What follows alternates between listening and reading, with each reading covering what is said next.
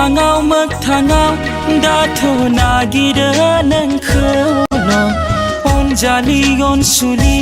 आंनि नोङोल'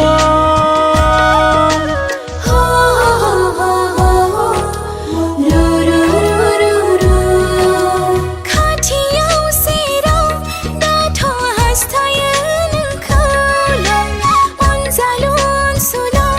आंनि नोंल' नुवाब्लानो सानसे नोंखौ आं गोजोनलिया थानो दानागां खोनायाब्ला सानसे नोंनि राव सुखुलिया थानो दाना गोसो जायो नोंखौल' नायबाय थानो नाजाबायै